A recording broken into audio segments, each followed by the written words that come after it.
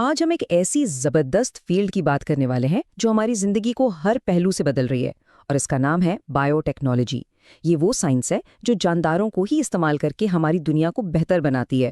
تو چلیے دیکھتے ہیں کہ آج کے اس سفر میں ہم کیا کیا جانیں گے۔ سب سے پہلے ہم سمجھیں گے کہ بائیو ٹیکنالوجی ہے کیا، پھر دیکھیں گے کہ جینیٹک انجینئرنگ کیسے کام کرتی ہے۔ اس کے بعد ہم زراعت، صحت اور ماحول پر اس کے اثرات پر بات کریں گے، اور آخر میں وہ تمام اہم باتیں دہرائیں گے جو آپ کو یاد رکھنی ہیں۔ تو سب سے پہلے یہ سمجھنا بہت ضروری ہے کہ آخر یہ بائیو ٹیکنالوجی ہے کیا چیز۔ بہت سادہ لفظوں میں بائیو ٹیکنالوجی کا مطلب ہے زندگی، یعنی بائیو کو ٹیکنالوجی کے ساتھ ملا دینا۔ ویسے یہ کوئی بالکل نئی چیز نہیں ہے، ہزاروں سال سے انسان دہی، پنیر اور ڈبل روٹی بنانے کے لیے چھوٹے جانداروں یعنی خمیر وغیرہ کا استعمال کرتا آ رہا ہے۔ لیکن ہاں، آج کی جدید بائیو ٹیکنالوجی اس سے کہیں آگے نکل چکی ہے۔ چلیں اب ذرا گہرائی میں اترتے ہیں اور بات کرتے ہیں جینیٹک انجینئرنگ کی۔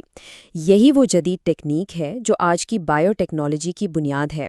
اسے سمجھنا بہت آسان ہے۔ یوں سمجھیں جیسے آپ کسی ایک کتاب سے اپنا پسندیدہ جملہ کاٹ کر کسی دوسری کتاب میں لگا دیں۔ جینیٹک انجینئرنگ میں بھی سائنسدان بالکل یہی کرتے ہیں۔ وہ ایک جاندار سے کوئی خاص خوبی والا جین نکال کر دوسرے جاندار میں ڈال دیتے ہیں۔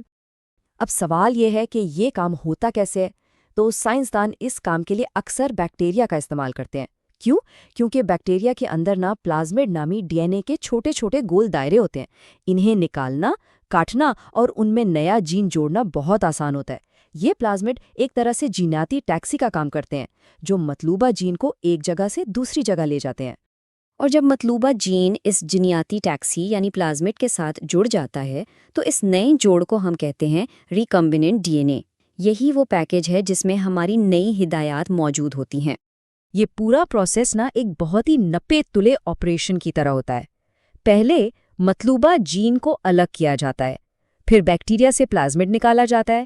ایک خاص انزائم کی مدد سے پلازمڈ کو کاٹ کر اس میں جین کو فٹ کر دیا جاتا ہے۔ آخر میں اس نئے پلازمڈ کو واپس بیکٹیریا میں ڈال دیا جاتا ہے، اور بس ہمارے پاس ایک جینیاتی طور پر تبدیل شدہ یعنی جینیٹکلی ماڈیفائڈ جاندار تیار ہو جاتا ہے۔ اچھا، یہ تو ہو گئی تھیوری۔ اب دیکھتے ہیں کہ اصل دنیا میں یعنی ہماری کھیتی باڑی میں اس نے کیا کمال دکھایا ہے۔ اسی جینیٹک انجینئرنگ کی مدد سے ہم نے ایسی فصلیں بنائی ہیں جو کیڑے مکوڑوں اور بیماریوں کا مقابلہ خود کر سکتی ہیں۔ اس کا فائدہ، فصلیں زیادہ ہوتی ہیں اور کسانوں کو زہریلی کیڑے مار دوائیں بھی کم استعمال کرنی پڑتی ہیں۔ اور اس کی ایک زبردست بلکہ جان بچانے والی مثال ہے گولڈن رائس۔ یہ کوئی عام چاول نہیں ہے، یہ جینیاتی طور پر تبدیل شدہ چاول ہے جس میں وٹامن اے بنانے والا جین ڈالا گیا ہے۔ دیکھیں، دنیا کے بہت سے علاقوں میں، خاص طور پر جنوبی ایشیا میں، لوگ چاول بہت کھاتے ہیں، لیکن ان کی خوراک میں وٹامن اے کی کمی ہوتی ہے۔ اس کمی کی وجہ سے لاکھوں بچے اندھے پن کا شکار ہو جاتے ہیں۔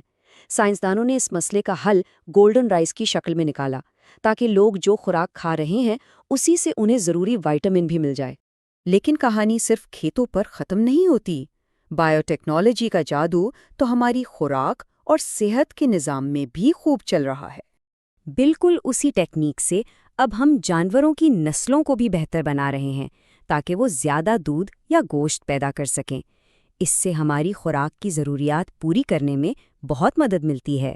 یہاں تک کہ ہم نے ایسے پھل اور سبزیاں بھی تیار کر لی ہیں جو نہ صرف زیادہ عرصے تک تازہ رہتی ہیں بلکہ ان کی غذائیت بھی بہتر ہوتی ہے۔ اور جب بات آتی ہے میڈیسن کی، تو یہاں تو بائیو ٹیکنالوجی کسی نعمت سے کم نہیں۔